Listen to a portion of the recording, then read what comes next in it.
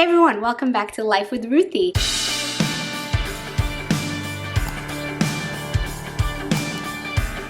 Today we're doing Registry Must Haves Part 2.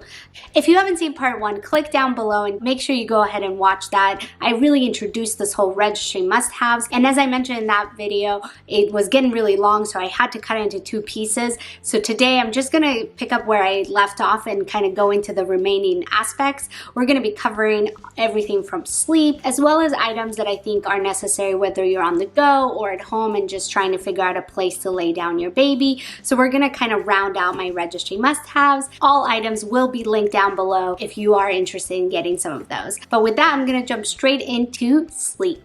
There are a few items that I keep in order to create that safe sleep environment and hopefully allow my babies to sleep a little bit longer. With my daughter, she actually slept in the 4 Moms Pack and Play, and they have a top level that's a bassinet, and down below where, you know, it's the bigger area, kind of a standard pack and play.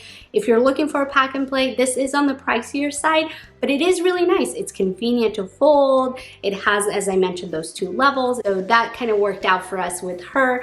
My son, first few days we brought him from the hospital, he absolutely hated it and would not sleep in it. And so us desperate and deprived of sleep parents were out there looking for what else can we get so that we can get a little shut-eye. And honestly, we were this close to buying this new, but we just couldn't justify the cost. And at that same time, 4 Moms came out with this bassinet that is very comparable, but like a fraction of the price. And it seems to work for us. I really like all the functionalities. It keeps a motion for him and it allows him to stay asleep a little bit longer. Now, no sleep device is going to be magical. Some babies are just better sleepers than others.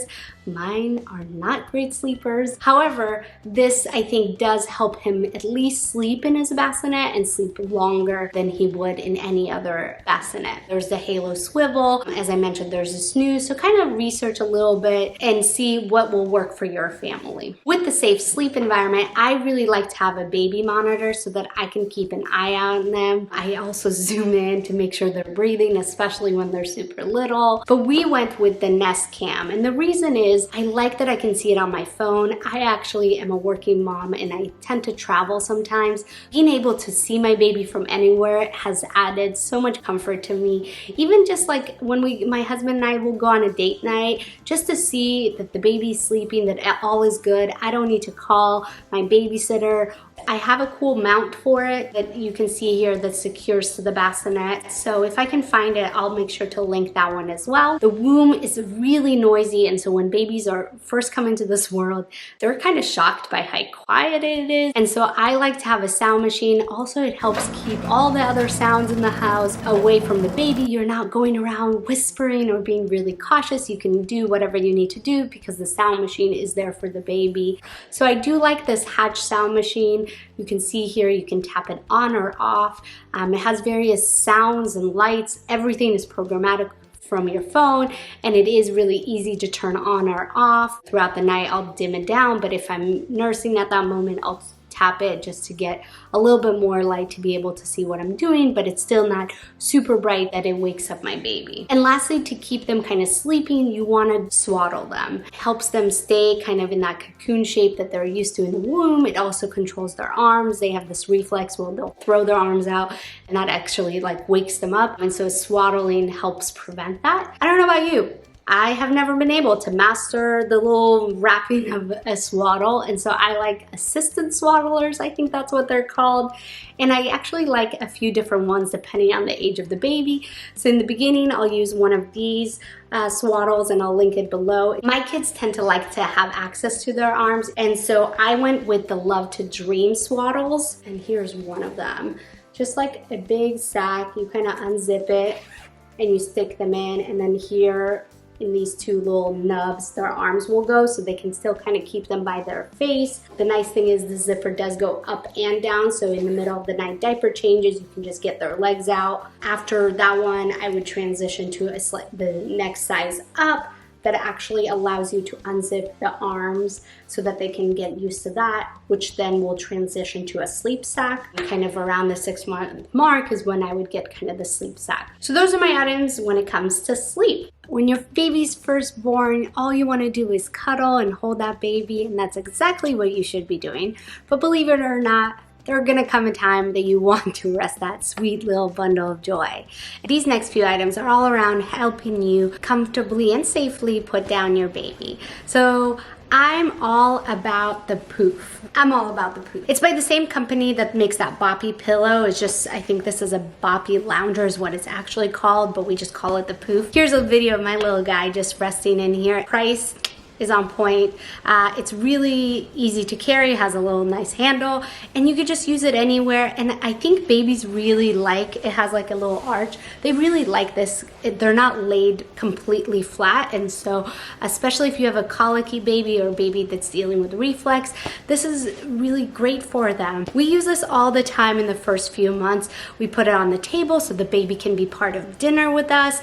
The swings that I've had have been a hit or miss with my baby, so I didn't include it on here. I also think you need some kind of activity mat. This is to help them develop their skills, kind of help them learn their hands, reaching for things. Here's a video of my little guy kind of with one that we like. It has a little piano at the end so they can kick their feet and kind of play music. And the piano then later on can be detached and as a toy as well. But just some kind of activity mat, something to keep your baby kind of curious and helping them develop some of those skills. And lastly, you might want to leave the house with your baby. When I'm filming this, we're kind of going through a world pandemic, so you might not be leaving the house too much, but you are probably going on walks, or hopefully you are, because that's great for mom, for dad, for the baby, for the whole fam. You're gonna want a few items related to that. So first I'm gonna talk carriers, because to me they're must-haves, and I said carriers, plurals, because I like different types for different activities.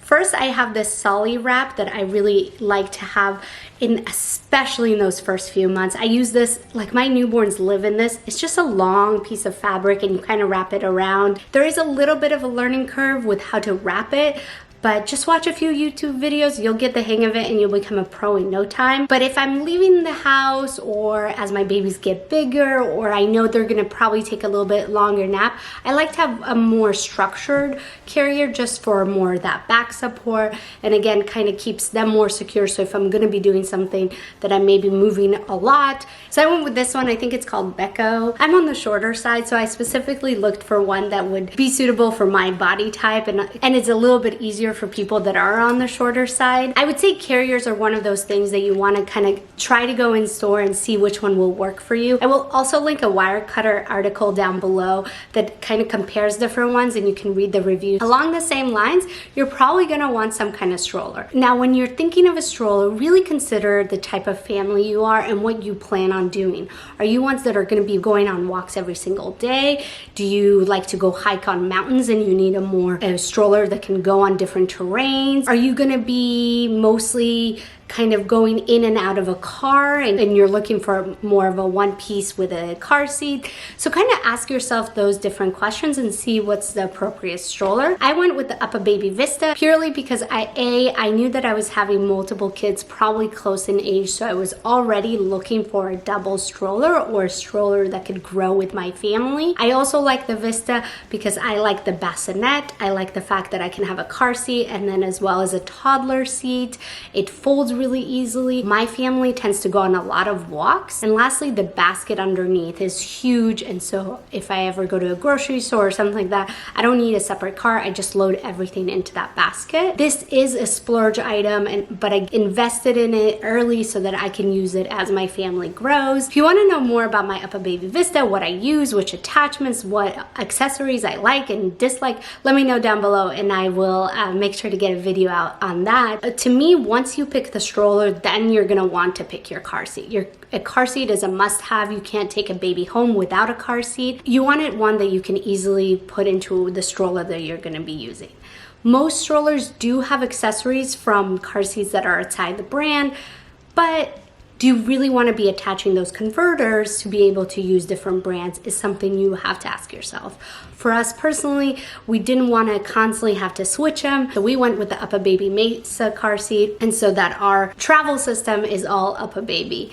Now, since we're talking about on-the-go items, I felt like I needed to include my diaper bag. I really debated about including a diaper bag in a must list because the reality is you can make any bag a diaper bag. You just kind of throw some diapers in there, some burp cloths, you know, maybe a toy, and you're good to go. However, if you're like me, you probably did want something that was dedicated to be kind of the baby diaper bag. I did find this bag. Now, it is a little bit on the pricier side, but it is beautiful. It's a nice big bag. They do come in 2 sizes, but I like kind of this one. I knew that I would have, you know, 2 kids close in age, so I wanted a bag big enough that I could just pile everything into it and be good to go. I'm not gonna show what's in it, but I did wanna include 2 of my must-haves that I actually include with the diaper bag. And number 1 is a portable sound machine. So you saw when I talked about the sleep area, I kind of have a Hatch sound machine. That is definitely the one that we use when we're taking naps at home or sleeping at night. However, when we're on the go, I really have found that like a little sound machine for my son makes a huge difference. This one is pretty simple, have an on and off button, some volume, and you can change the different sound. Nothing too fancy, but it does go everywhere with us. We just throw it in his car seat and it really soothes him. It also helps in car rides, as well as a portable changing pad. So I like the one by Skip Hop. This is by far my favorite. If you're a good friend of mine, chances are I have actually gifted you one of these, and I really do like these. If you ever are just doing a quick trip, this is all you really need. You don't even need to bring the whole diaper bag. If you want to know more about what I keep inside, whether it's for a newborn or a toddler or both, let me know down below and I'll do a video all about my diaper bag. But those are kind of the main things I wanted to highlight. And one of my last items that I want to include is this Baby 411 book. My doctor actually recommended it, and it's just like a simple book. It has kind of a question and answer format, and so it's not like a book that you would read cover to cover, but you would kind of look up a question and it has some answers and some general information. And I have turned to this thing over and over again. My baby started spitting up randomly at 4 months. What does that mean? I go and find out. Poop is this color, the baby's eating like this. Is this an allergy? Whatever question you might have, I guarantee you there's an answer in this book, and it's just so simple. So with that, that's my list. What do you think about it? What are your must-haves? I want to hear from you. Make sure you comment down below. Thank you so much for joining me today. I hope you really like this content and you stick around. I'll have new videos every single Wednesday, and I'll see you at the next one. Bye!